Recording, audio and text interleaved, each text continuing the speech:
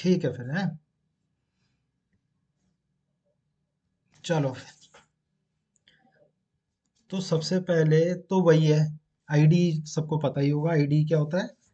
Integrated development environment, यानी कि सी और सी प्लस प्लस दोनों का क्या है, जो कंपाइलर और इंटरप्रेटर है वो सेम है। इसमें आपको सब कुछ मिला हुआ है। जो डेव सी प्लस प्लस है, सबको मैंने इसके बारे में बता रखा है। सी की प्रोग्रामिंग भी हमने इसी में की थी, और सी प्लस प्लस की प्रोग्रामिंग भी हम इसी में करेंगे। तो देखो, अभी दो नंबरों को ऐड करने का प्रोग्राम बताता हूँ। तो डिफरेंस देखेंगे सी और सी प्लस प्लस में क्या क्या है। तो सबसे पहले तो वही सेम काम करना है, न्यू, और आपको सोर्स फाइल करना है। सोर्स फाइल में आपको सबसे पहले क्या करना है, उसको सेव करना है। ठीक, अब देखना सेव करने में जो है, सपोज मैं दो नंबरों को ऐड कर रहा हूँ, तो सम नाम से मैंने फाइल बनाई, नाम उसका सम है। तो सी में जो हम एक्सटेंशन देते थे वो डॉट सी देते थे, और सी प्लस प्लस में हम देंगे dot C P P. Dot C P P मतलब सी प्लस प्लस। भाई इतना ही करना है, sum dot C P P. आपने इसे सेव कर देना। तो जब सेव कर देंगे, तो देखो फाइल का नाम लिखा हुआ आ गया ऊपर, यहाँ पे sum dot C P P लिखा हुआ आ गया। अब देखो इसमें क्या होती है, पहली लाइन सेम चीज है। सबसे पहले सेम प्री प्रोसेसर्स आएंगे। ठीक, तो प्री प्रोसेसर्स में इसमें होता है IO stream, input output stream. उसमें लगता था ना S T D I O dot H. इसमें डॉट एच जो है लेटेस्ट वर्जन जो सी प्लस प्लस का है, उसमें से डॉट एच भी उन्होंने हटा दिया। सिर्फ आपको लिखना है इंक्लूड आईओ स्ट्रीम, बस इनपुट आउटपुट के लिए आईओ स्ट्रीम। बाकी देखेंगे मैथ फंक्शंस के लिए क्या क्या लगते हैं बाद में। एक और चीज इसमें आती है, यूजिंग नेम स्पेस एसटीडी। इसके बारे में बताएंगे, नेम स्पेस क्या हुआ होता है धीरे धीरे। अभी सिंटेक्स को जान लें कि सिंटेक्स किस तरीके से, तो दूसरी लाइन हमेशा यही लिखनी है। तीसरी लाइन आपने same int main. Int main के अंदर ही आपका, क्योंकि मेन जो फंक्शन है वो आपका क्या होता है, सबसे जो स्टार्टिंग पॉइंट होता है प्रोग्राम का, वो होता है आपका मेन फंक्शन। तो मेन फंक्शन से ही आप क्या करेंगे, अपना प्रोग्राम स्टार्ट करेंगे। तो यानी रन होना जो प्रोग्राम होता है वो मेन से ही शुरू होता है, स्टार्ट वहीं से होता है रन होना। तो सेम चीज़ें हैं। सबसे पहले दो वेरिएबल्स हम लेंगे, दो वेरिएबल्स के अंदर दो हम वैल्यूज स्टोर करेंगे। तो इंटीजर टाइप के हम ले लेते हैं, एक ले लेते हैं num1 और एक ले लेते हैं num2। और इन दोनों का सम स्टोर करेंगे हम किसमें, सम में। देखो यहाँ तक तो सेम है, यहाँ तक तो कोई फर्क आया नहीं रहा होगा। सी और सी प्लस प्लस में देखो सिर्फ एक ये दो लाइनों का फर्क है तो वही हैश इंक्लूड, यहाँ पे आईओ स्ट्रीम लग जाता है। और एक using name space S T D, S T D का नेम स्पेस को हमने यूज कर लिया। इसको ज़्यादा ध्यान देने की ज़रूरत नहीं है, सिर्फ ये सिंटेक्स के लिए याद रखें। उसके बाद देखो इंटीजर num1 num2 और सम, सेम वही है। इंटीजर टाइप के तीन हमने वेरिएबल ले लिए।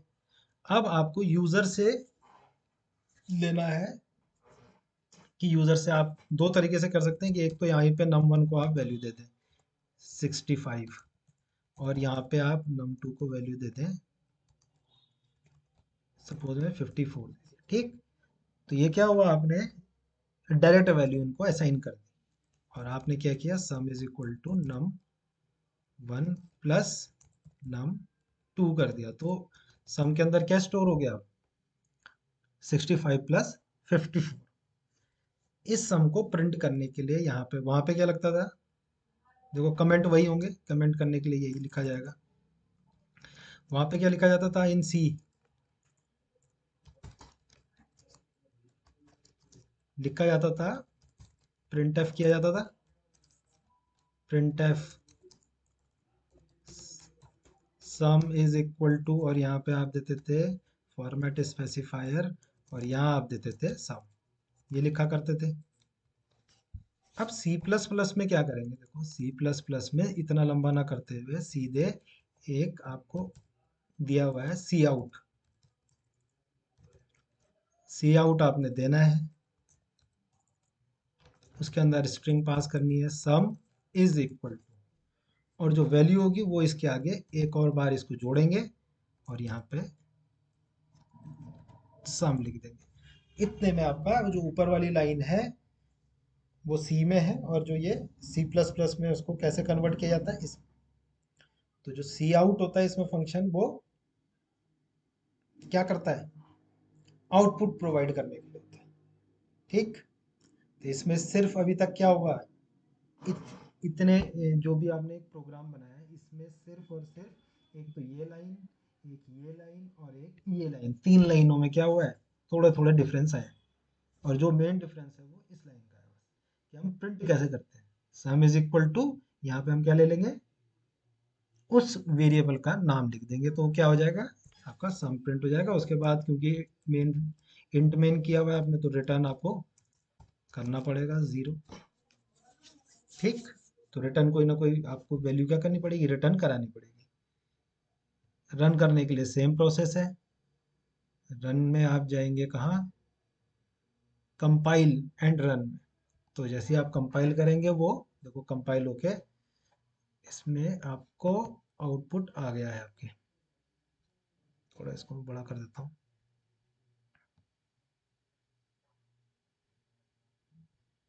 ये देखो,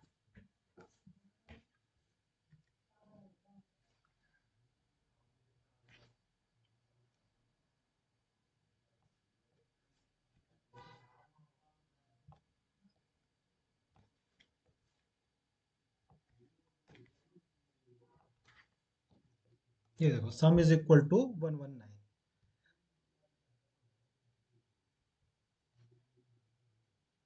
हाँ, किसी को कोई प्रॉब्लम बताए, किसी को कोई प्रॉब्लम है तो बताए। देखो सिंपल है, अभी कुछ ऐसा कोई हमने किया नहीं। दो नंबरों को ऐड करने का प्रोग्राम हम सी प्लस में, इसे बोलते हैं आप प्री प्रोसेसर। क्योंकि आईओ स्ट्रीम के अंदर कई सारी फाइल्स जो प्री डिफाइंड पहले से जो फंक्शंस हैं, जो फाइल्स हैं, जो हमें यूज़ करनी होती हैं अपने प्रोग्राम में, वो रखी जाती हैं, तो उसको हमें यूज़ करना है। तो सी आउट का जो सिग्नेचर होगा वो कहाँ होगा, आईओ स्ट्रीम के अंदर, तो इसीलिए इंक्लूड करा दिया आईओ स्ट्रीम को।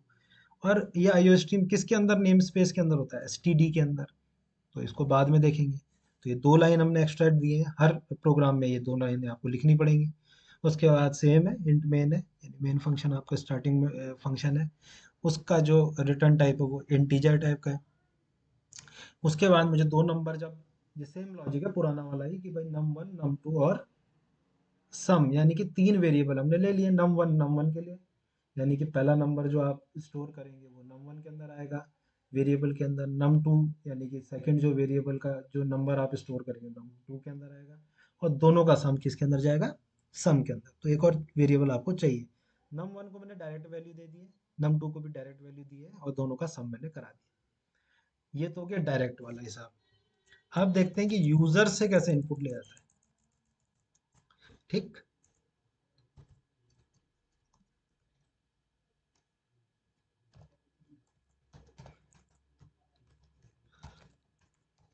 इनपुट फ्रॉम यूजर, यूजर से आप कैसे इनपुट लेंगे। तो यूजर से इनपुट लेने के लिए यहाँ पे होता है सी इन। ठीक, सबसे पहले आप यूजर से बोलेंगे, आप उसको एक मैसेज प्रिंट करेंगे कि एंटर द फर्स्ट नंबर। तो जब भी आप कोई मैसेज प्रिंट, वहां पे किससे होता था, प्रिंट एफ से। जहाँ प्रिंट एफ होगा, यहाँ पे वहां क्या आएगा, सीधे सीधे सी आउट आएगा। ये ध्यान रहे कि जहाँ पे सी में आपका प्रिंट एफ लिखा जाता था, उस जगह पे यहाँ पे सी आउट लिखा जाएगा। तो सी आउट, दो आपके शिफ्ट वाले जो ये ऑपरेटर्स हैं ये लगेंगे। उसके बाद आप लिखेंगे एंटर द फर्स्ट नंबर, और यहाँ पे आप क्या कर देंगे, ये तो आपका मैसेज प्रिंट होके आएगा। ठीक, अब मैसेज प्रिंट आए करके आएगा, तो यूजर क्या करेगा, पहला नंबर एंटर करेगा, तो उसको, उस नंबर को आपको कहाँ, जो पहला नंबर है उसको नम वन के अंदर क्या करना है, स्टोर करना है। तो उसके लिए आता है सी इन। सी इन में देखो अंदर के लिए लगेंगे दोनों, जो ये एरोज हैं ग्रेटर देन के जो दो साइन हैं वो इधर के लिए लगेंगे। तो सी आउट में बाहर के लिए लग रहे हैं, यानी कि सी आउट में क्या हो रहे हैं, लेस देन वाला साइन लग रहे हैं दो, और सी इन में ग्रेटर देन वाले दो साइन लग रहे हैं। आपने क्या करना है, किसके अंदर स्टोर करना है, नंबर के अंदर, तो सीधे नंबर, वो इतना बड़ा काम नहीं करना है जैसे एंड वाला साइन लगाया जाता था। देखो कैसे किया जाता था सी में, एक बार मैं थोड़ा सा और बता दूं तो तुम्हारी पुरानी यादें ताज़ा हो जाएंगी। स्कैनफ लिया जाता था, ठीक, इंटीजर टाइप की वैल्यू हो तो डी, यहाँ पे एंड नम1, इतना बड़ा लिखा जाता था ना। देखो उसको शॉर्ट करके क्या कर दिया, सी इन नम1 कर दिया गया। देखो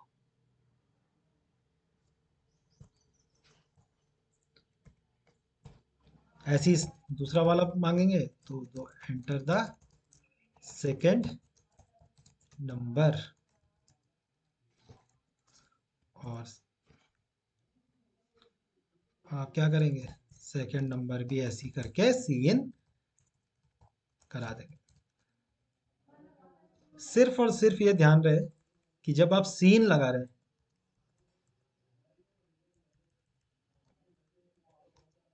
जब आप सीन लगा रहे हैं तो आप नंबर क्या करेंगे, देखो ये बाहर अंदर के लिए ग्रेटर देन के दो साइन लगेंगे, तो उल्टा नहीं कर देना, सी आउट में कहीं ये वाले लगा दिए और सी इन में बाहर वाले लगा दिए। तो ये ध्यान रखना है कि सी आउट का जो आपका डेफिनेशन है या जो उसका सिंटेक्स है वो क्या है, आपका दो लेस देन वाले साइन उस पर लगते हैं, और सी इन में ये, तो सिंपल सा है। अब देख लेते हैं इसे रन करके। देखो यूजर से वो दो नंबर मांगेगा। देखो पहला नंबर 21, सेकेंड नंबर 22, और सम इज इक्वल टू 43। किसी को कोई परेशानी, किसी को कोई परेशानी है,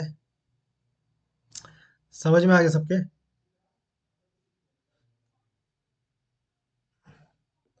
जिसको परेशानी है वो बता दे मुझे, जिस किसी को भी परेशानी है वो अपना माइक अनम्यूट करके पूछ ले, पूछे।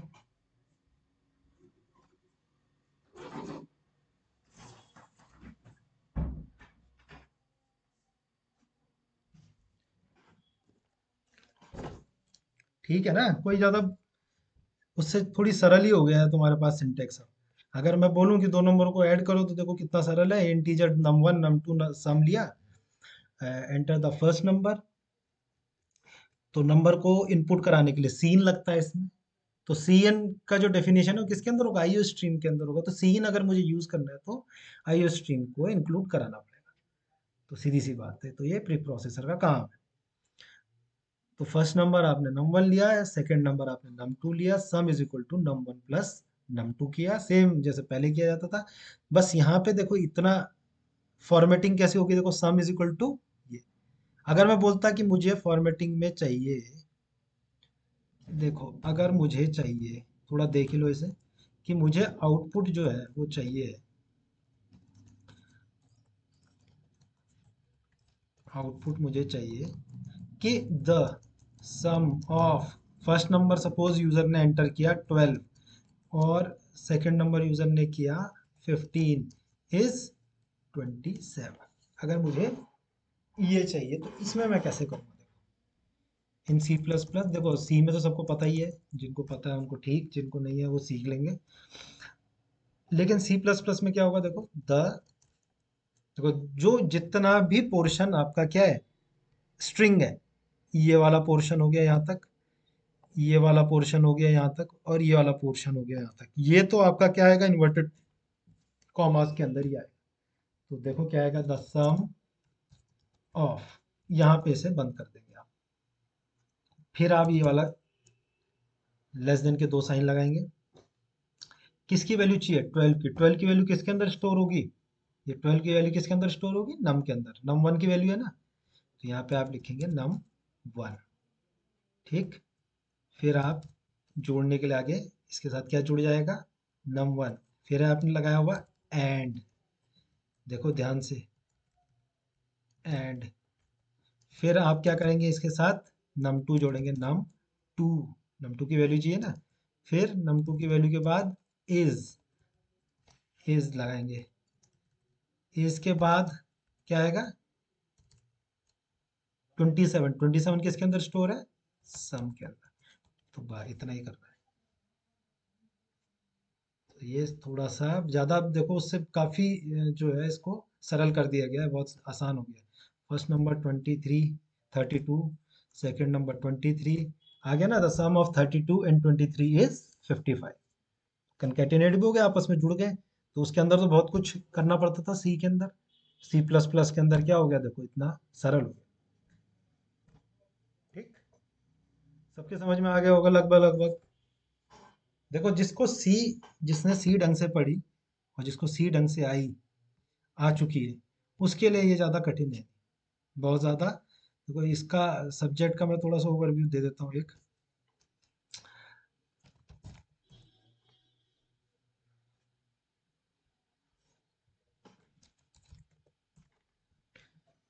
तो सब्जेक्ट का नाम है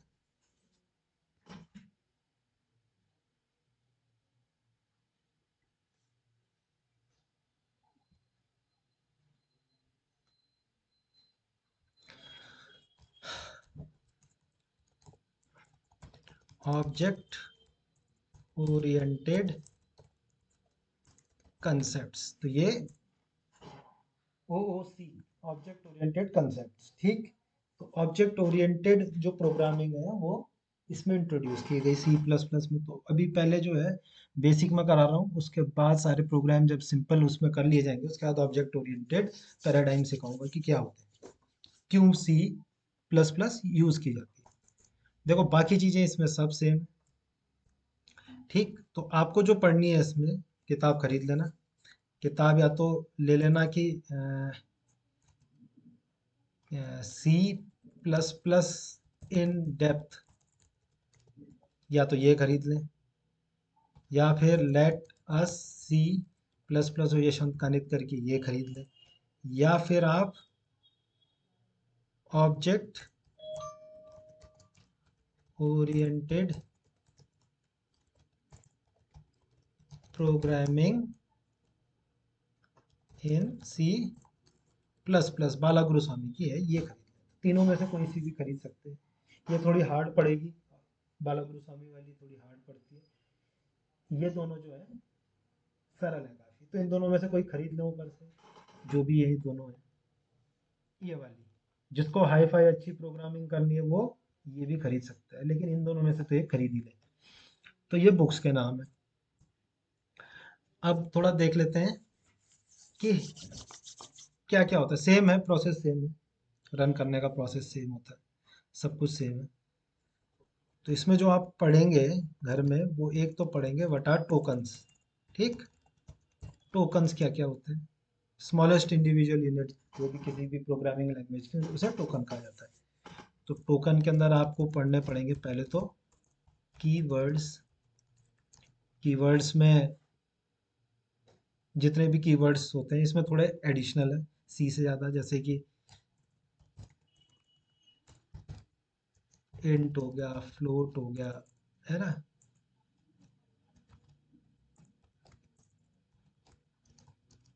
फॉर, वाइल। तो ये सब क्या है, कीवर्ड्स है। कीवर्ड्स क्या होते हैं, जिसकी मीनिंग कंपाइलर को पहले से पता हो। तो जो कीवर्ड्स होते हैं वो, जो ये इंट है, फ्लोट है, फॉर है, वाइल है, ये आप किसी वेरिएबल का नाम नहीं दे सकते। ठीक, इनको पढ़ेंगे। आइडेंटिफायर्स, आइडेंटिफायर क्या होता है, किसी वेरिएबल को या किसी कांस्टेंट को कोई जो चीज़ आइडेंटिफाई करती है, उसको हम क्या बोलते हैं, आइडेंटिफायर। सपोज मैं लिख रहा हूँ इंट मार्क्स इन हिंदी। ठीक, ये लिखा, तो ये क्या हुआ, बना तो ये एक वेरिएबल बना। ठीक, बना ये एक इंटीजर टाइप का, इसका डेटा टाइप वेरिएबल है। लेकिन जो मार्क्स हिंदी है, उसको आप बोलेंगे आइडेंटिफायर।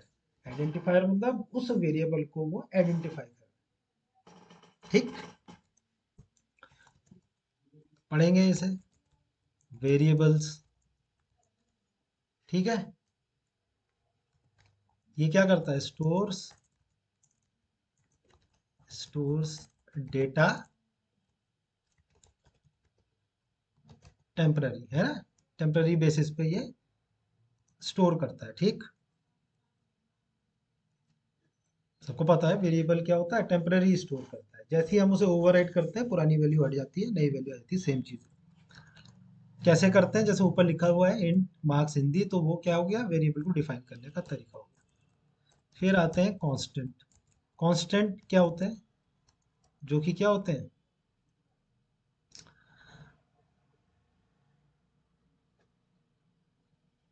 जो क्या कहते हैं? विच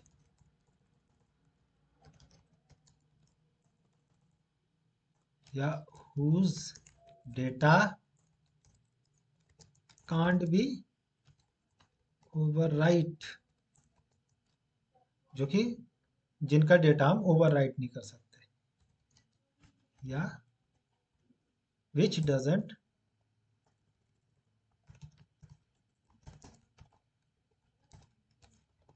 चेंज, जो आप चेंज नहीं कर सकते।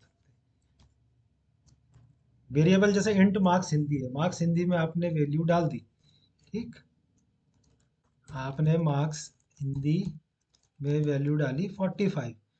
अब आप क्या करेंगे? अगली लाइन में सेम मार्क्स हिंदी, हिंदी को आप वैल्यू दे देंगे 50। तो क्या होता है, बता रखा है मैंने सबको, कि 45 वाली वैल्यू क्या हो जाएगी? ओवरराइट हो जाएगी, 45 हट जाएगी और 50 उसके अंदर क्या हो जाएगी? स्टोर हो जाएगी। तो ये वेरिएबल का काम। लेकिन कांस्टेंट क्या होता है? अगर आपने मार्क्स हिंदी अगर आपने कांस्टेंट बनाना है, तो कांस्टेंट के लिए बनता है इंट, उसके साथ लगता है कॉन्स्ट, और आपने ले लिया मार्क्स हिंदी, ठीक।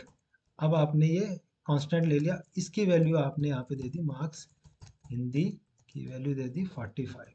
अब आपने यहाँ पे मार्क्स हिंदी देनी चाहिए 50।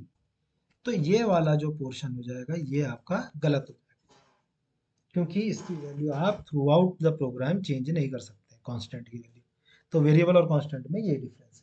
जो चीज़ें आपको क्या करनी है, हमेशा जो चीज़ें आपको चाहते हैं आपकी क्या रहे, आपके प्रोग्राम में चेंज ना हो, उनको आप क्या रखते हैं? हमेशा कांस्टेंट बना के रखते हैं। और जो आप चाहते हैं कि भाई वेरिएबल मतलब जो चेंज होती रहे, जो किसी भी पॉइंट ऑफ टाइम में आप किसी भी प्रोग्राम के अंदर चेंज कर सकें, उनको आप वेरिएबल्स बोलते हैं। तो उनको आप वेरिएबल्स में स्टोर करते हैं, और जो वैसे होते हैं जो चेंज नहीं होनी उनको आप कांस्टेंट में स्टोर करते हैं। जैसे कि सबने देखा होगा कि पाई अगर आप लो कभी, तो पाई क्या होता है? डबल आपने क्या ले लिया? एक पाई वेरिएबल ले लिया। तो पाई की वैल्यू अगर मैंने यहाँ पे ले ली 3.143 सपोज ये है, तो ये थ्रू आउट द प्रोग्राम आप चेंज नहीं होगी। तो लेकिन फिलहाल तो ये क्या है? एक वेरिएबल है। कांस्टेंट बनाने के लिए क्या करूँगा? यहाँ पे कांस्टेंट लगा। तो भाई यहाँ पे जब मैंने ये कर दिया, तो अब आप पाई की वैल्यू इसके बाद कुछ भी दे दें वो चेंज नहीं होगी, ठीक। तो इस तरीके से ये चीज़ें आप पढ़ेंगे। बाकी सब सेम होता है। इंटीजर इसमें भी 2 बाइट का होता है, ठीक। आर्किटेक्चर के हिसाब से होता है, 32 बिट जो है उसमें 2 बाइट ऐसे चलता रहता है, ठीक। तो ये पढ़ लेंगे कि कितने कितने के इंट होता है, शॉर्ट होता है। उसके बाद आपका कैर होता है, कैरेक्टर स्टोर करने के लिए 1 बाइट का होता है। बाकी अनसाइंड वगैरह मैंने बताए हुए हैं, सारे सेम है। बाकी सब चीज़ सेम है। इंटीजर, शॉर्ट, ये फ्लोट 4 बाइट का होगा, ठीक।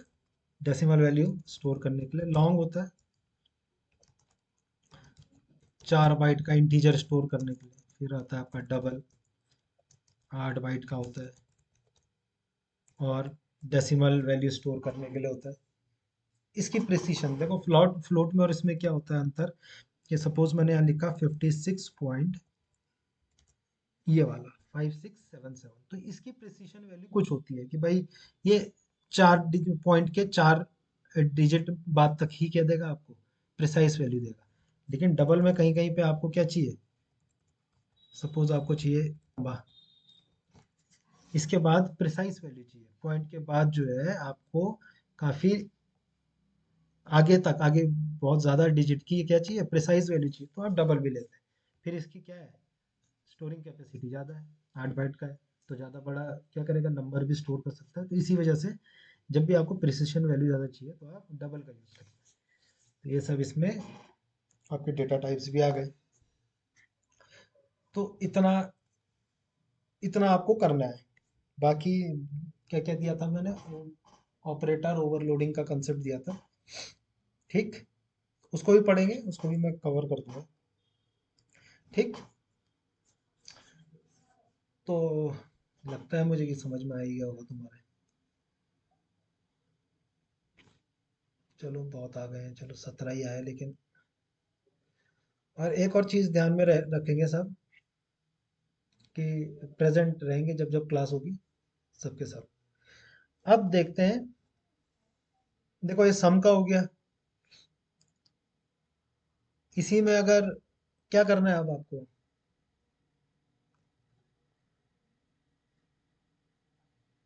निकाल लेते हैं एरिया ऑफ सर्कल। अब अगला प्रोग्राम मैं करा देता हूँ एरिया ऑफ सर्कल का। देखो ध्यान से देखेंगे जो मैं करा रहा हूँ।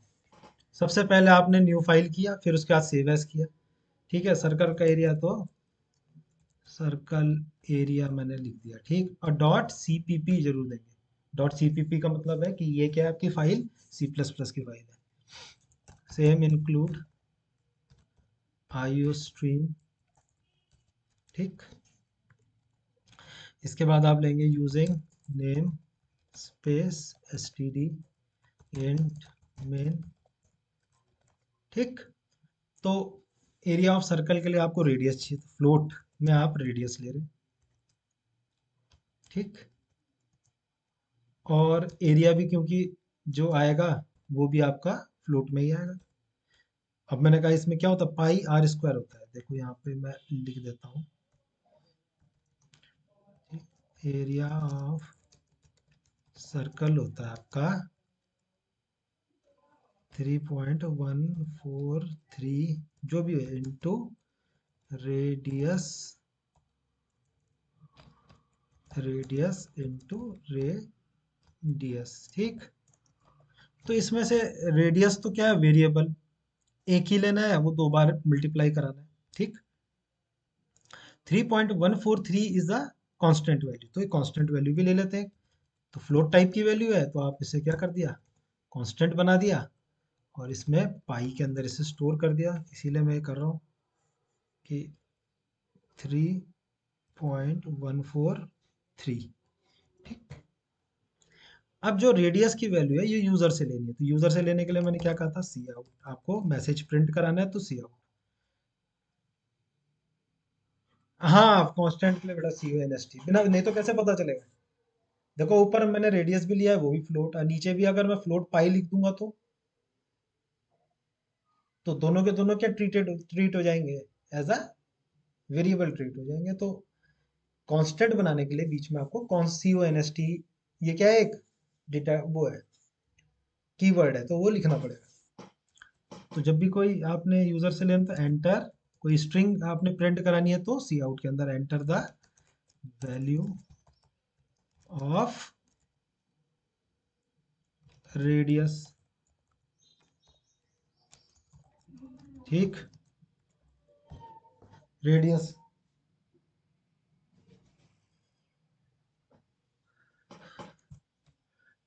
इसको इनपुट कराने के लिए जो यूजर इनपुट कराएगा उसको किसके अंदर स्टोर करना है, रेडियस के अंदर। Radius is a variable, variable के अंदर स्टोर करना है, ठीक। तो यहाँ तक समझ में आ गया, ज़्यादा कठिन तो है नहीं। अब आपको निकालना क्या है, एरिया। एरिया वेरिएबल के अंदर आप क्या करेंगे, pi into radius into radius. अब आपको ये क्या करना है, प्रिंट कराना है, तो cout the area of circle with radius. देखो मैं क्या लिख रहा हूँ, फॉर्मेटिंग कैसे कर रहा हूँ, रेडियस, रेडियस की वैल्यू, ठीक, इज क्या है, एरिया। यहाँ पे आप रिटर्न जीरो लिख देंगे, सिंपल। देखो अब मैं डाल के देखते हैं, रन कर देते हैं। रेडियस की वैल्यू मैं दे देता हूँ भाई 10, 10.65। तो देखो आउटपुट आया, the area of circle with radius 10.65 is 356.487। इसमें आप एक और चीज कर सकते हैं, रेडियस इन सेंटीमीटर में दे देंगे या इन मीटर, मीटर्स में दें, तो आप क्या आ जाएगा, ए विद रेडियस इतने metre is this square metre. Formatting है थोड़ा सा, मैं और आगे बढ़ा रहा हूँ, स्क्वायर मीटर लिखते हैं ना, 45.98। तो आया कि the area of circle with radius 45.98 metre is 6644.81 square metre. तो इस तरीके से फॉर्मेटिंग करना आना चाहिए सबको, यही इस पे ज़्यादा जोर रहता है मेरा। ठीक, फॉर्मेटिंग मतलब जब आपको यूज़र को आउटपुट दिखाना है तो वो काफ़ी क्या होना चाहिए, यूज़र फ्रेंडली होना चाहिए, कि उसको समझ में आ जाए कि आप क्या कराना चाह रहे हैं। ऐसे नहीं कि सीधे आउटपुट प्रिंट करा दी, तो आउटपुट अगर आपने प्रिंट करा दी तो आप, क्योंकि आप तो क्या है, जिसने सॉफ्टवेयर बनाया है उसके लिए तो ठीक है, वो तो समझ जाएगा, लेकिन जिसके लिए बनाया है वो नहीं समझ पाएगा। तो इसीलिए फॉर्मेटिंग करना क्या होता है, जो आपका आउटपुट होता है उसकी फॉर्मेटिंग बहुत इंपॉर्टेंट हो जाती है। तो ये फॉर्मेटिंग करना सीख लें। जितने भी प्रोग्राम्स मैंने दिए हैं सब में क्या हो, एक अच्छे से आपका आना चाहिए कि हाँ यार, जो आउटपुट है वो बहुत बढ़िया तरीके से आया है।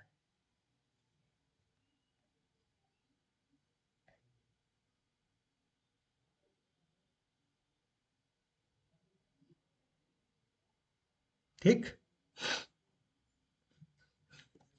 अब थोड़ा सा देख ले, बाकी सारी चीज़ें सेम है। देखो उसमें मैंने एक और क्वेश्चन दिया है, क्वेश्चन भी मैं देख लेता हूँ कौन कौन से असाइनमेंट जो मैंने दिए हैं,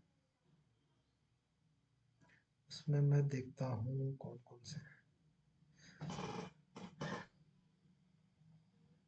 that takes input from user and perform the following function. ठीक, नंबर प्राइम है कि नहीं, देखो सारे मैंने वही दे रखे हैं जो पिछली बार कराए थे। फिबोनाची सीरीज हो गई, tokens data type, operator overloading, ये सब दिया है। एक मैंने इलेक्ट्रिसिटी बिल का दिया हुआ है, तो बिल जो है इफ एल्स लैडर से होगा, सेम होगा। जो इफ एल्स वाला प्रॉब्लम है सेम लगता है, सेम वैसे इफ एल्स इसमें भी यूज होता है जैसे उसमें होता होता था। देख लेते हैं, एक छोटा सा प्रोग्राम बना लेता हूँ मैं। ठीक, इसको मैं लिख देता हूँ इवन ऑड डॉट सीपीपी। ठीक, इवन ऑड बना लेते हैं, बाकी तुम जो है बड़े बड़े प्रोग्राम आप तुम खुद कर सकते हो। स्ट्रीम, ठीक, using name space S T D int main. ठीक, अब यहाँ पे क्या लिखेंगे, इवन ऑड है तो यूजर से एक नम आप लेंगे, और इस नम के बाद आप बताएंगे कि भाई वो जो नंबर यूजर ने इनपुट किया वो इवन है या ऑड। तो पहले यूजर से वो नंबर ले लेता हूँ, सी आउट एंटर द, देखो आप यहाँ पे ये भी कर सकते हैं, स्लैश एन भी लिखता लगाता था ना पहले, स्लैश एन, स्लैश एन का मतलब लाइन चेंज हो जाएगी, एंटर द नंबर, है ना। यहाँ पे आपका सिंटेक्स सेम है देखो, और वो नंबर इनपुट करने के लिए सी इन नम। अगर ये नंबर क्या हो रहा है, डिवाइड होने के बाद दो से क्या हो जा रहा है, जीरो आ जाता है इसका रिमाइंडर, तो क्या है, सी आउट नंबर इज, यानी कि नंबर इज इवन, नहीं तो सी आउट नंबर इज, हाँ, कोई परेशानी भाई, कौन है, मनीषा, बेटा पूछना है तो पूछो, नहीं तो अपना माइक ऑफ कर दो, है ना।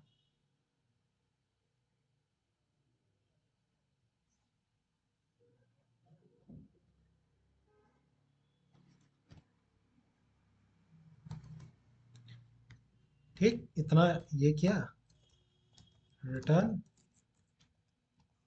0। कोई ज़्यादा लगाया नहीं हमने। नम परसेंटेज, देखो लॉजिक पुराना ही है, लॉजिक में कोई चेंजेस नहीं है कि लॉजिक नहीं है, लॉजिक सेम है।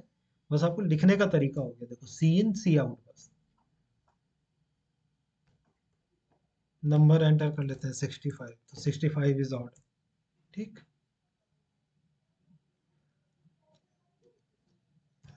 76, 76 इज इवन। तो इफ एल्स का भी ऐसे ही लगेगा, इफ एल्स का उसका लैडर लगेगा। इलेक्ट्रिसिटी का बिल मैंने तुमसे बनवा ही रखा है, पहले भी हमने सी में भी बनाया था, तो सेम वही है। बस आपको सी प्लस प्लस में इस तरीके से बनाना है। अब आ जाते हैं हम किस पे,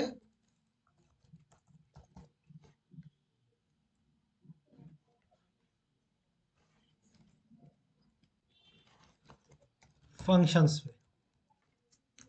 फंक्शंस बहुत ज़्यादा मैंने बताए थे कि किस तरीके से यूज़ होते हैं, कैसे किए जाते हैं। देखो फंक्शन भी सेम है इसमें, जैसे उसमें हुआ करते थे सेम आप इसमें भी वैसे ही करेंगे।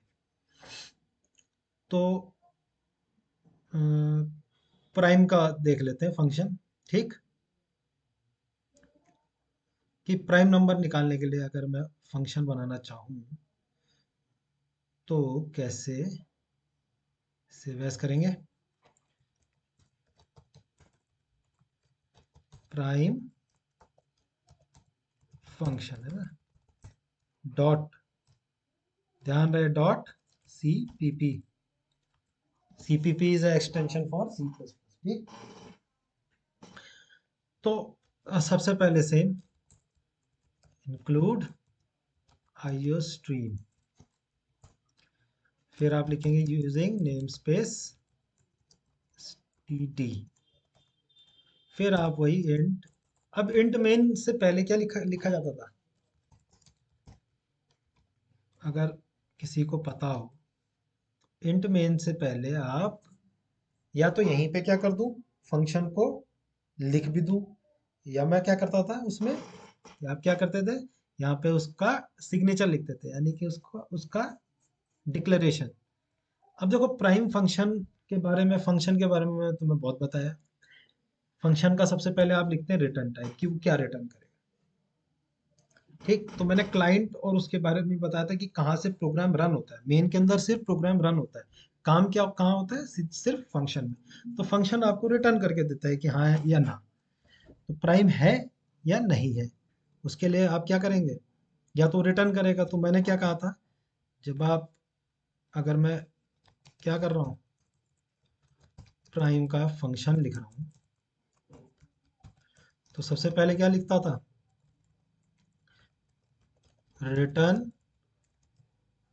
टाइप, उसके बाद लिखा जाता है फंक्शन का नेम, फिर उसका पैरामीटर्स क्या क्या, पैरामीटर्स बोलते हैं, या फिर मैंने बोला था आर्ग्यूमेंट्स बोलते हैं इन्हें। ठीक, तो ये फंक्शन का पूरा सिग्नेचर होता है। तो प्राइम क्या करता है, जब आप प्राइम बोलेंगे कि फंक्शन क्या करेगा, तो मैंने बोला है कि भाई हम क्या लेते हैं, ज़ीरो। ज़ीरो फॉर नो, और वन फॉर यस, यही होता है हमेशा। तो अगर ये फंक्शन ज़ीरो रिटर्न करता है तो prime not a prime number, और अगर ये वन रिटर्न करता है तो इज प्राइम नंबर। ठीक, ध्यान देंगे। बाद में मैं क्या करूंगा, इस जीरो वन को किससे रिप्लेस कर दूंगा, बुलियन से, ट्रू फॉल्स से। तो ट्रू फॉल्स समझे, वन इज ट्रू और जीरो इज फॉल्स। तो फॉल्स आया तो यानी कि प्राइम नंबर नहीं है, और अगर यस आया तो प्राइम नंबर है। तो इसका सिग्नेचर, तो यानी रिटर्न टाइप क्या है, जीरो वन क्या है, इंटीजर टाइप का है, तो रिटर्न टाइप उसका इंट हो जाएगा। इंट लिखते थे, फंक्शन का नाम मैंने लिख दिया प्राइम। उसके अंदर आर्ग्यूमेंट यानी कि उसके अंदर आपको क्या पास करेंगे आप, मतलब जब फंक्शन किस किस बेसिस पे काम करेगा, ये नंबर, हम उसके अंदर क्या करेंगे, नंबर को भेजेंगे। अब वो नंबर किस टाइप का है, इंटीजर टाइप का है, फ्लोट है, क्या है। तो जो हम करते हैं वो इंटीजर पे काम करते हैं कि भाई हम इंटीजर नंबर को ही परखते हैं कि क्या वो प्राइम नंबर है या नहीं है। ठीक, तो ये चेंज होता रहता है, ये प्राइम के लिए बना रहा हूँ। अगर मैं इसको एरिया ऑफ सर्कल के लिए बनाता, देखो ये प्राइम के लिए, क्योंकि मैं फंक्शन का थोड़ा सा बता रहा हूँ एक बार किस तरीके से, सबको आता होगा, लेकिन जिसको नहीं आता वो देख ले। एरिया ऑफ, अगर मैं सर्कल की बात करता हूँ तो एरिया ऑफ सर्कल क्या करेगा, रिटर्न एरिया देगा। एरिया ऑफ सर्कल, एरिया किस में था आपका फ्लोट में था ना, किस फॉर्म में है, डेसिमल फॉर्म में, तो फ्लोट आपको रिटर्न करके देगा, एक नंबर जो कि डेसिमल नंबर रिटर्न करके देगा, तो वो फ्लोट। फिर इसका नाम फंक्शन का एरिया ऑफ सर्कल मैंने सपोज दे दिया। इसके अंदर आप क्या पास करेंगे, रेडियस पास करेंगे ना, तभी तो रेडियस आप पास करेंगे, तो तभी तो वो क्या करेगा, आपको प्रोवाइड कर। रेडियस किस टाइप का है, फ्लोट टाइप का है। तो ये इसका सिग्नेचर हो गया। इस तरीके से मैंने बताए थे कि किस तरीके से आप फंक्शंस पे काम करते हैं, फंक्शन का रिटर्न टाइप क्या होता है। और अगर वो कुछ नहीं कर रहा, सपोज मैं तीसरा आपको बोला कि आपको ये प्रिंट करना है, एक मैसेज प्रिंट करना है, जो मैंने बताया था मैसेज आपको क्या करना है, प्रिंट करना है। कि बताया था उस दिन कि क्या मैसेज प्रिंट करना है। सपोज अगर मैं बोलूँ कि भाई दिस प्रोग्राम इज, ये मैसेज करना है, डेवलप्ड बाय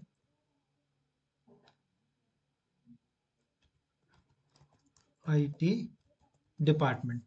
तो इसको क्योंकि ये क्या करना है, प्रिंट करना है, तो ये फंक्शन के अंदर ही प्रिंट होगा, तो ये रिटर्न कुछ नहीं करेगा। तो जब रिटर्न कुछ नहीं होता तो वॉइड। इसका नाम सपोज मैंने लिखा मैसेज, तो इसके अंदर मैं कुछ दूंगा भी नहीं, क्योंकि इसके अंदर कोई वैल्यू लेगा नहीं। जैसे ही मैसेज बोलूंगा कि मैसेज, तो वो क्या करेगा, सीधे ये प्रिंट करके दे देगा मुझे। ठीक, तो रिटर्न टाइप हो गया। और किस तरीके से हम फंक्शन लिखते थे, ये पुरानी बात हो गई। अब इसको मैं उस पर डालूंगा सी प्लस प्लस में। तो देखते हैं सी प्लस प्लस में कैसे डलेगा ये सब। समझ में आ रहा है ना, किसी के नहीं आ रहा तो पूछ ले भाई। देखो अभी तक कोई नई चीज नहीं बताई गई, सिर्फ सी इन सी आउट के अलावा अगर कोई नई चीज हो तो बताए, पहले जैसा ही है।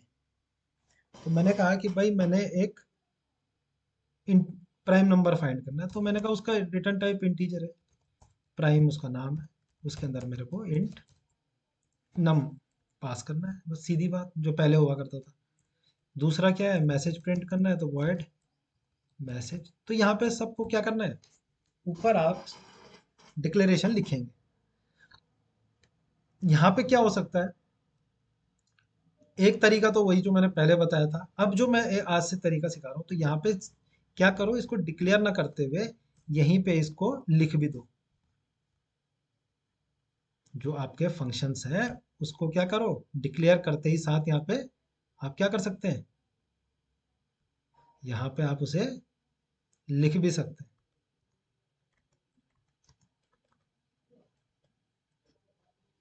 पहले क्या किया करते थे, यहाँ पे हम सी में जो मैंने करवाया था, यहाँ पे आप सिग्नेचर लिखते थे ऐसे, और फिर यहाँ पे आप क्या करते थे, उसे कॉल करते थे, और यहाँ पे मेन के बाद में आप क्या करते थे, उसकी बॉडी लिखा करते थे। लेकिन यहाँ पे क्या कर सकते हैं आप, डायरेक्ट यहाँ पे बॉडी भी लिख सकते हैं, यानी कि यहाँ मेन से क्या आएगा, एक नम पास करेंगे आप इसको। तो समझ लें, पहले मेन को तो बाद में लिखा जाता है, सबसे मेन को तो छोड़ दो अभी, पहले इसको देखो। इंट प्राइम, सब आपको पता है कि भाई ये इंटीजर भेजेगा, और प्राइम नाम है, और उसके अंदर आप इंटीजर, इसके अंदर जब भी इस फंक्शन को कॉल किया जाएगा तो इसको आप एक वैल्यू प्रोवाइड कराएंगे नम। तो आपके लिए इतना ही बहुत है, आपके पास नम आ गया। अब इस नम से आप क्या कर सकते हैं, अंदर प्रोग्रामिंग कर सकते हैं। तो नंबर आपके पास आ गया। अब आपको क्या करना है, लॉजिक लगाना है प्राइम का बस।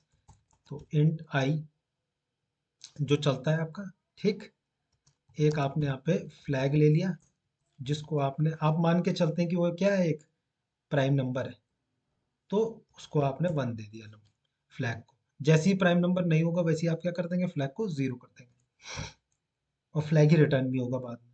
तो flag is a variable name, आप उसे कुछ भी लिख सकते हैं जो आपकी मर्जी हो।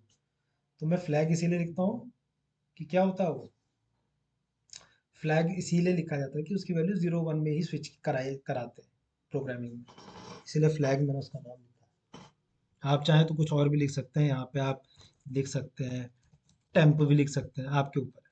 ठीक, टेम्परेरी वेरिएबल है, उसके अंदर आपने स्टोर करा दिया। अब आप क्या करेंगे, आई को कहाँ से चलाते हैं,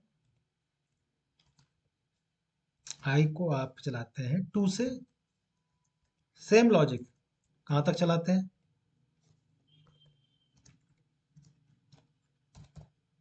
जो नम ऊपर से आया इस नम बाय 2 तक चलाते हैं, और आई को प्लस प्लस कर देते हैं आगे के लिए।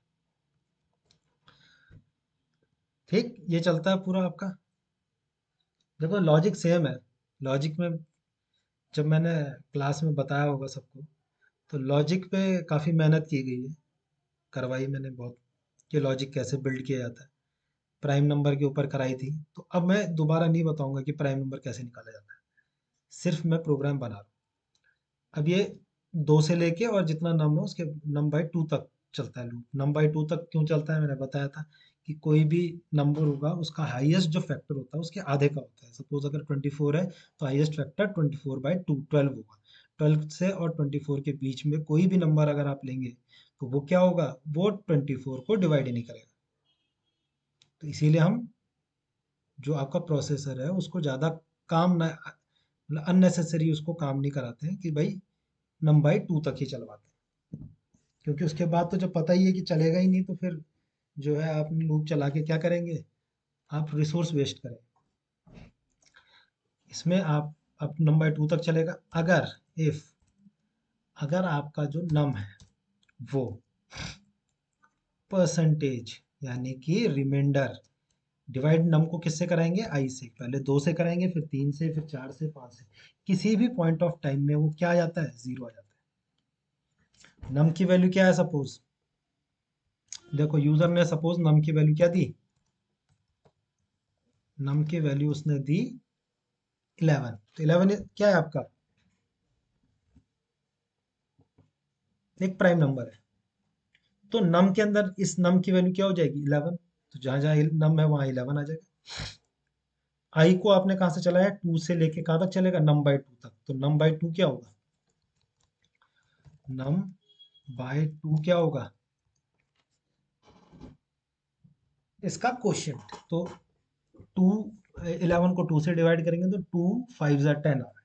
तो 5 क्या होगा आपका, यानी कि ये कहाँ से कहाँ तक चलेगा लूप, लूप चलेगा 2 से लेके 5 तक। ठीक, क्योंकि 5 तक ही अगर ये डिवाइड होना होगा 5 तक ही होगा। उसके बाद अगर 6 से करूंगा तो 6 का हाईएस्ट फैक्टर होता है क्या है, 6 इंटू 1 6, और 6 2 जा 12, यानी 11 के बाद पहुंच जाएगा। इसीलिए मैंने नम बाई 2 किया है। तो 2 से लेके 5 तक चलेगा, तो पहले 2 से डिवाइड होगा नम, यानी 11 2 से डिवाइड होगा, फिर 11 अगली बार 3 से डिवाइड होगा, फिर 4 से, 5 से। किसी भी पॉइंट ऑफ टाइम में क्या आ जाता है, वो 0 आ जाता है, यानी कि वो डिवाइड हो गया। जैसे ही वो डिवाइड होगा वैसे ही आप क्या करेंगे, टेम्पररी वेरिएबल को आप कर देंगे 0, यानी कि ये प्राइम नंबर नहीं है। और अब क्या किसी भी पॉइंट ऑफ टाइम में सपोज मैंने ये 10 लिया था, देखो मान के चलो कि मैंने 10 लिया, तो 10 तब भी ये 5 तक ही चलेगा 2 से। अगर 10 क्या हुआ, 2 से डिवाइड करवाऊंगा 10 को तो ये डिवाइड हो जाता है। तो टेम्प को तो मैं 0 आ गया, टेम्प टू 0 आ गया कि भाई ये डिवाइड हो गया, तो यानी कि प्राइम नंबर नहीं है। जब ये प्राइम नंबर नहीं है तो क्या मैं उसे 3 से भी डिवाइड करवाऊँ, फिर 4 से भी कराऊँ, जब मुझे पता चल गया कि डिवाइड हो गया। और प्राइम नंबर की प्रॉपर्टी है कि किसी से भी वो डिवाइड नहीं होना चाहिए, अपने और 1 से, 1 के अलावा। तो जब एक बार डिवाइड हो गया तो फिर मैं अननेसेसरी क्या करूंगा, काम नहीं करूंगा बाकी, मतलब 2 से डिवाइड हो गया तो फिर मैं 3 4 5 से उसे डिवाइड नहीं करवाऊंगा, अननेसेसरी जो है मैं सिस्टम ऑक्यूपाई नहीं करवाऊंगा। तो उसको यहाँ से मैं क्या कर दूंगा, सीधे ब्रेक कर दूंगा। यानी कि लूप आपका हो जाएगा ब्रेक। और जैसे ही लूप ब्रेक होगा, यहाँ पे आ जाएगा, जहाँ पे मेरा कर्सर है वो वहां आ जाएगा, यानी पूरा फॉर का लूप ही ब्रेक हो जाएगा। ठीक, इतना लॉजिक तो ये वाला है। अब क्या होगा कि जैसे ही आपका क्या हुआ, ब्रेक हो गया, अब टेम्प की वैल्यू चेक करेंगे। टेम्प की वैल्यू चेक नहीं करना, सीधे रिटर्न करा दूंगा क्या, टेम्प। क्योंकि टेम्पररी जो वेरिएबल है उसी को मुझे क्या करना है, रिटर्न कराना है। अब ये वाली वैल्यू क्या होगी, यहाँ से इसने भेज दी, ये भेज देगा। तो देखो फंक्शन बनाने का सबसे पहला जो तरीका है, आप ये नहीं देखें, पहले ये नहीं लिखना मेन, पहले आप फंक्शन लिखें, क्योंकि क्वेश्चन आ सकता है। क्वेश्चन आपके पास ये आ सकता है कि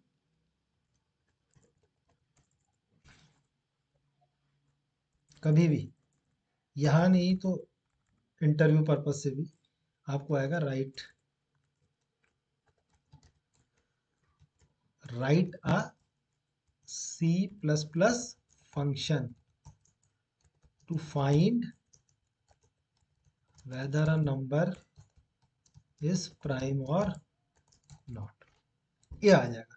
तो फंक्शन बोल दिया उसने, देखो यहाँ पे तो फंक्शन लिखने के लिए बोल दिया आपको कि सी प्लस प्लस का फंक्शन लिखे, सिर्फ प्रोग्राम तो नहीं लिखा ना, write a program in C plus plus to find whether a number is prime or not. उसने कहा, देखो यहाँ पे तो आप लिख भी देंगे तो आपको चलो एक बार के लिए नंबर भी मिल जाएंगे कॉलेज में, लेकिन जब आपके पास ये प्रोग्राम आपको किसी इंटरव्यूअर ने दिया, तो आपको सिर्फ और सिर्फ फंक्शन बनाना है, ना कि पूरा प्रोग्राम।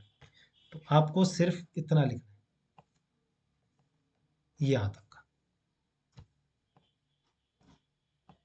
यहाँ से और यहाँ तक, इतना, ये वाला ये पोर्शन तक।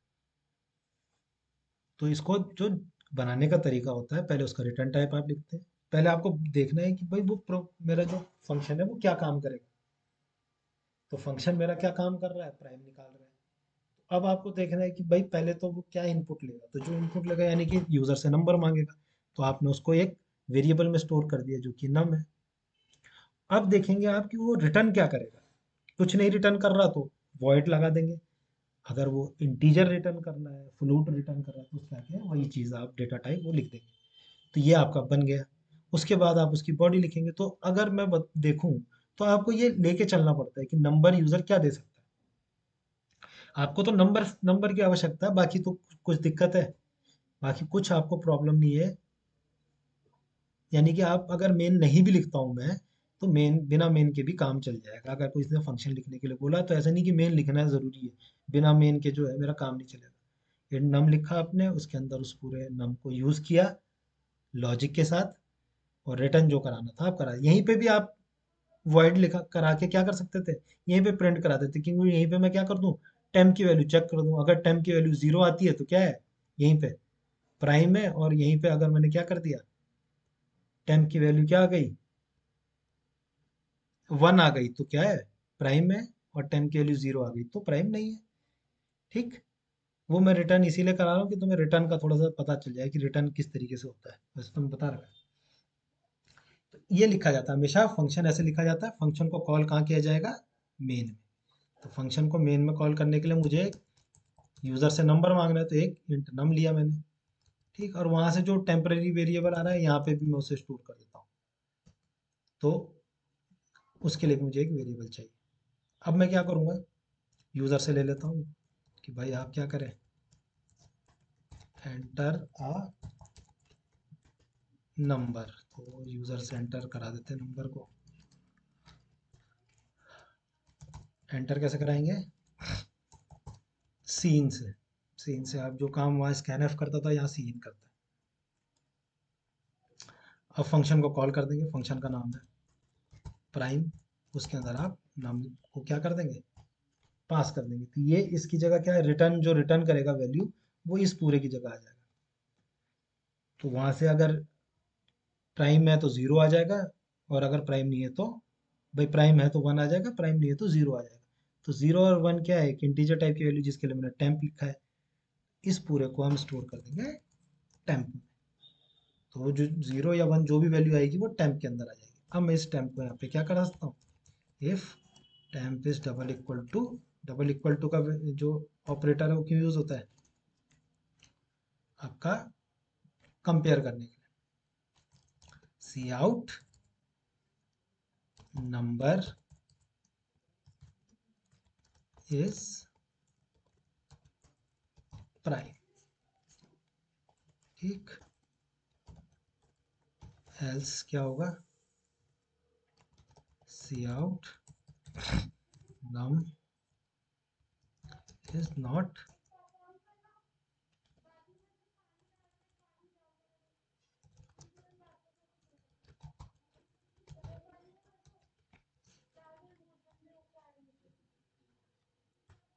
ठीक। अगर टेम्प की वैल्यू 1 है तो प्राइम है, नहीं तो प्राइम नहीं। सिर्फ इतना करना है। यहाँ पे से क्या होता है, सिर्फ ये यूजर के पास होता है। हमेशा ध्यान रहे कि जो मेन वाला सेक्शन होता है ये हमेशा क्या होता है,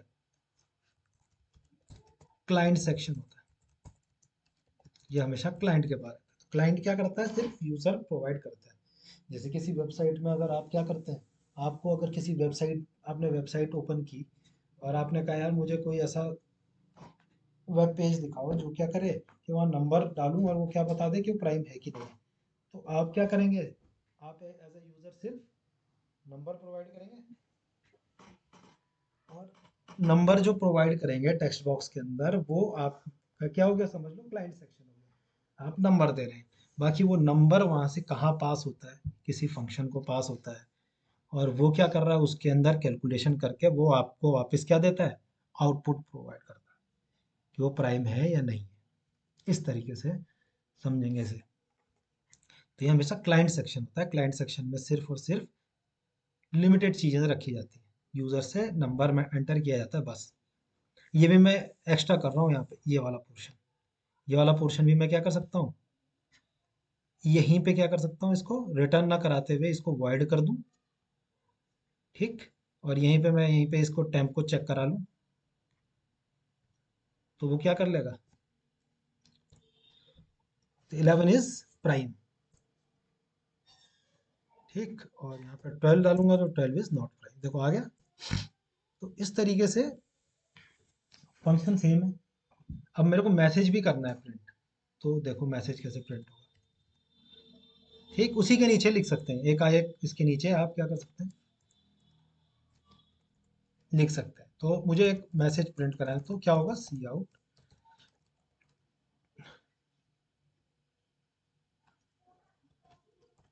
दिस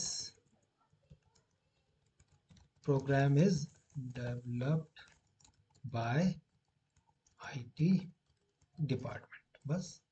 अब जितनी बार जहां जहां मैं मैसेज को कॉल करूंगा वहां पे क्या होगा, ये आपका प्रिंट होता जाएगा। तो सपोज मैंने यहाँ पे मैसेज, अब ये कोई रिटर्न ही नहीं कर रहा तो सीधे मैसेज जैसे ही प्रिंट करूंगा वो वहाँ कंट्रोल कहाँ जाएगा, मैसेज पे, और मैसेज ही प्रिंट कर देगा, रिटर्न कुछ नहीं कर, ठीक। अब मैं चाहूँ तो यहाँ पे भी इसे कर सकता हूँ, देखो ऊपर जब आपने नंबर मांगा उससे पहले भी मैं क्या कर सकता हूँ, मैसेज कॉल कर दूंगा तो यहाँ पे भी क्या आ जाएगा, वही प्रिंट होके आ जाएगा, ठीक। देखो अब यहाँ पे देखो एंटर अ नंबर साथ में आ गया। तो अगर मुझे यहाँ पे नंबर को क्या करना है, एक लाइन देनी है, तो मैसेज यहाँ पे ऐसे लिखूंगा, यहाँ पे स्लैश एन भी कर सकता हूँ, स्लैश एन भी कर सकता हूँ एक। दूसरा मैं क्या कर सकता हूँ, यहाँ पे एंड एल भी कर सकता हूँ, एंड एल मतलब एंड लाइन।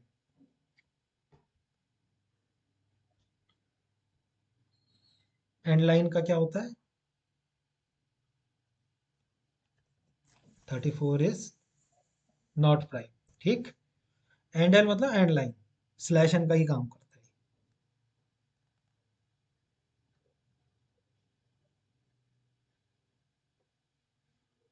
अब यहाँ पे भी दे देते हैं, क्योंकि ये यहाँ पे या तो स्लैश एन कर दो या एंड एल कर दो, तो वो क्या होगा, ये वाला जो मैसेज होगा ये अगली लाइन में प्रिंट होगा। फॉर्मेटिंग आनी चाहिए सबको। ये देखो, this program is developed by IT department, जैसे ही मैंने क्या किया 35, 35 इज नॉट प्राइम, और उसके बाद this program is developed by फिर आईटी डिपार्टमेंट। तो जितनी बार मैं वो मैसेज लिखता जाऊंगा उतनी बार ये प्रिंट होता जाएगा। ठीक। तो इसी तरीके से मेरे को और भी करने हैं, आर्मस्ट्रॉन्ग भी लिखना है तो यहीं पे लिखूंगा। ठीक। जैसे उसमें किया जाता था सेम वैसे ही इसमें भी करना है। तो कोई जितने मैंने असाइनमेंट दिए हैं वो सारे के सारे हो जाएंगे। कोई किसी को परेशानी है तो बताए मुझे।